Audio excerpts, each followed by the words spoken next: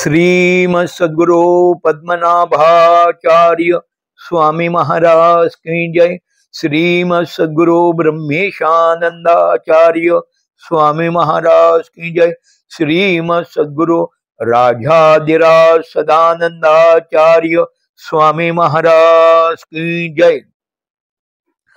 प्रातस्मरणीय परम पूजनीय सद्गुरु माऊलींच्या चरणी भावपूर्वक अभिवादन करून उपस्थित सर्व बंधू भगिनी माझा प्रेमाचा जय सच्चिदानंद। जय सच्चिदानंद। चातुर्मासास सुरुवात झालेली आहे।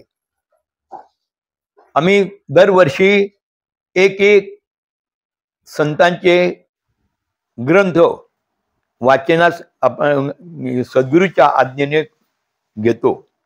यंदाच्या वर्षी राष्ट्रसंत समर्थ रामदास स्वामींचे कृत दासबोध हा ग्रंथ यंदाच्या वर्षी चातुर्मासासाठी निवडलेला आहे। आता आम्ही दासबोधाचे वाचन करणार आहोत। दासबोधात मनुष्यासाठी एवढं सोप्याने निर्मळ असे प्रवचन केलेले आहे की दासबोध हा दासांना बोध, त्यामध्ये मनुष्य जन्म आज आपल्याला सुंदर प्रकारे देवाने दिलेला आहे। हा शेवटचा जन्म म्हणून वेद शास्त्र पुराणे सर्व ग्रंथांनी साधू संतांनी सांगितलेलं आहे। मिळतो मानव जन्म एकदा, त्याप्रमाणे या मनुष्य जन्मामध्ये येऊन आपण प्रपंच आणि परमार्थ करावा हे ब्रीद वाक्य आहे।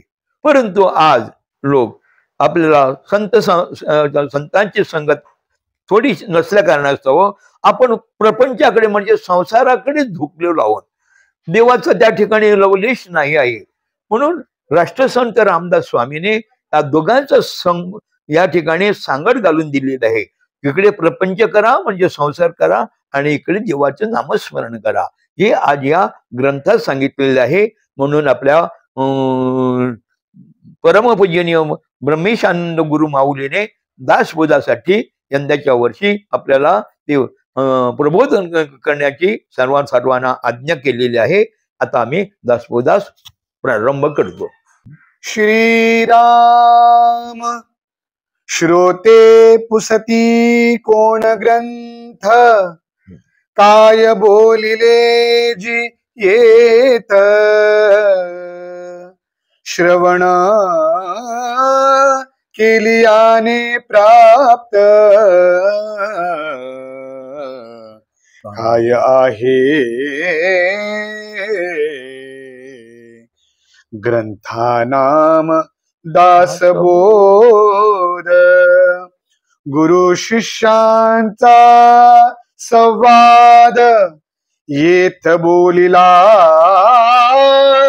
विशद, भक्ती मार्ग नवविधा भक्ती आणि ज्ञान, बोलिले वैराग्याचे लक्षण, बहुधा अध्यात्म निरोपण, निरोपिले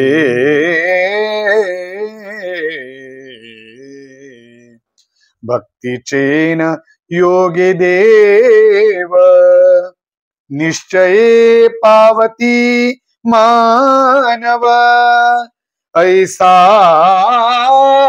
आहे अभिप्राव,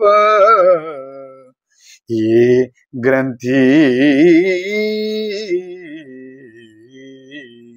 मुख्य भक्तीचा निश्चय, शुद्ध ज्ञानाचा निश्चय, अध्यात्म स्थितीचा निश्चय, बोलिला से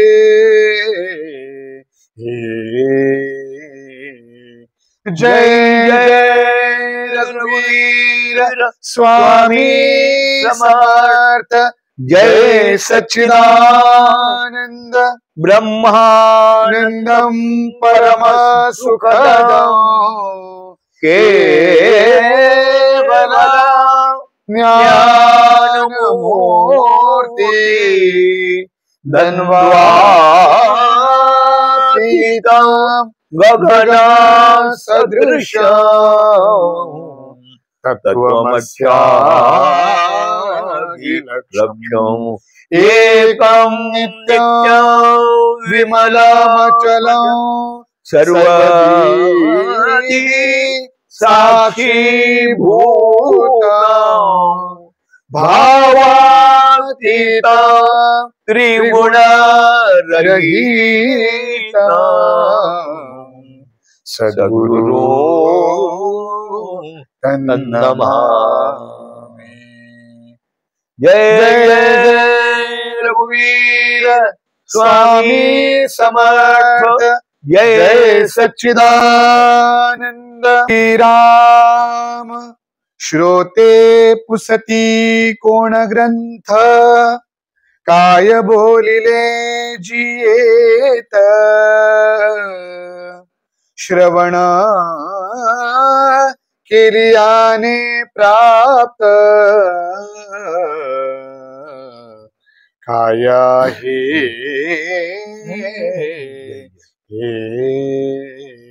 जय जय रघुवीर स्वामी समर्थ। जय सच्चिदानंद सच्चिदानंद राष्ट्रसंत समर्थ रामदास स्वामी आपल्या दासपदा ग्रंथामध्ये प्रथम ग्रंथ आहे तो स्तवनाचा अध्याय। त्या संवादामध्ये सुरुवातीलाच माऊलीने अशी ओळी घेतली आहे की श्रोते पुसती कोण ग्रंथ काय बोलिले जीत आणि श्रवण केली याने प्राप्त काय आहे। श्रोत्यांचा असा स्वामींना निर्मळपणे प्रश्न केला, स्वामी महाराज कोणता ग्रंथ आज तुम्ही वाचनाला घेतला? त्यावेळी स्वामी सांगतात की ग्रंथा नाम दासबोध, या ग्रंथाचे नाम आहे दासबोध। यामध्ये काय गुरु आणि शिष्य यांचा संवाद, प्रेमळ संवाद आणि संवादानंतर गुरु शिष्यांचा संवाद, इथे येथ बोलिला विषय भक्ती मार्ग।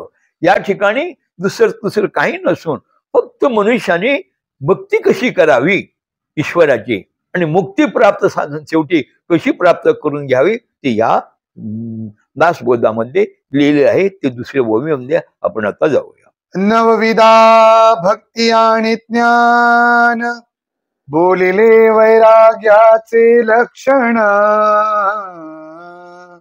बहुधा अध्यात्म निरोपण निरोपिले। यामध्ये नवविधा प्रकारची भक्ती लिहिलेली आहे। एक ती जरी माणसाने जे मनुष्य जन्म मिळाले आहे देवाने दिला आहे, एक तरी भक्ती आपण पकडावी। पण याची भक्ती कशी आहे?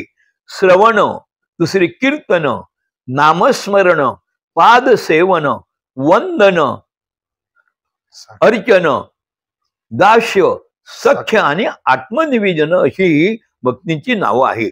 एक भक्ती आपण पकडावी। एक भक्ती केल्यानंतर तुम्हाला दुसरी भक्ती करता येते तर अवश्य करावी, पण भक्तीशिवाय आपण राहू नये असे रामदास स्वामी म्हणतात। नवविधा भक्ती आणि ज्ञान, हे ज्ञान कोणते ते तुम्हाला पुढे समजेल। ते ज्ञान म्हणजे आत्मज्ञान। हे आपल्याला इथून म्हणजे आपल्यामध्ये आत्मा आहे आणि त्यामध्ये तो कसा आहे ते आध्यात्मिक ज्ञान यामध्ये पुढे सांगितलेलं आहे। भक्तीचे न योग देव निश्चये पावती मानव ऐसा आहे अभिप्राव हे ग्रंथी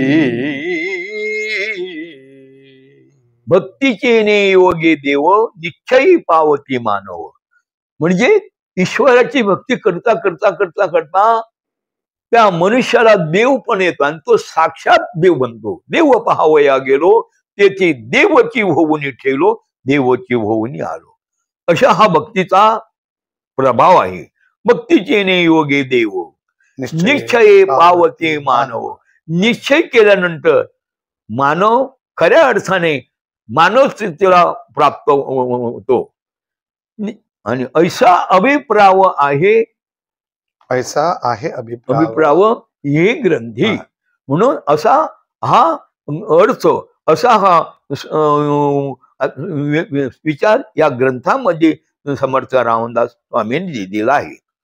मुख्य भक्तीचा निश्चय, शुद्ध ज्ञानाचा निश्चय, आत्मस्थितीचा निश्चय बोलिलासे.